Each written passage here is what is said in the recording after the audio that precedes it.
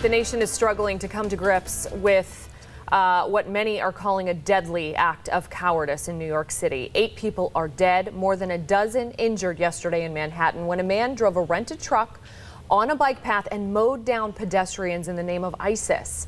The suspect in this case, Sayfullo Saipov, who once lived in Fort Myers, now faces terrorism charges. And these ties to Southwest Florida have been alarmingly common when it comes to terrorism cases. Now we're learning a second man being questioned in the case. Muhammad Zawir Kadirov also has ties to Fort Myers. And 4 in the Corner's Jasmine Miner speaking with some local terrorism experts to find out if this is just coincidence or something more here. Jasmine?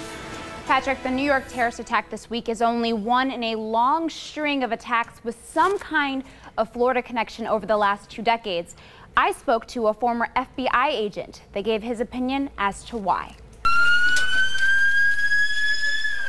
From 9/11 to D.C. to now a New York terrorist plowing through the streets of Manhattan.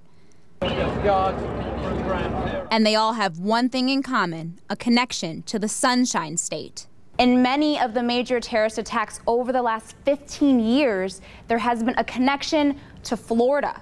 The D.C. sniper was enrolled in a Naples school. 14 out of the 19 terrorists for 9/11 took pilot training in Venice, and then came the Orlando Pulse Night club shooting. After that, the Fort Lauderdale shooting.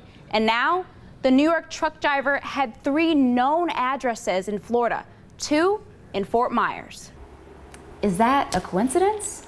On first glance, it's a very logical question, all right? Such a large number of folks that are affiliated in some way with a terrorist organization have some claim to Florida. After spending 20 years as an FBI agent, Robert Foley says Florida is ranked 4th with 8 arrests associated to ISIS.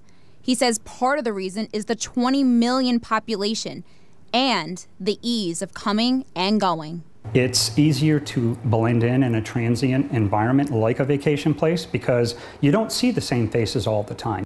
Agent turned lawyer says in the case of the New York driver, because he acted alone, it's a hard thing to catch ahead of time. Using a car in a populated area to run innocent people over, there is virtually no way to identify the potential of that taking place until it in fact does take place. Should citizens be concerned? America is in good hands with the men and women of the FBI. If we are in fear, then they win.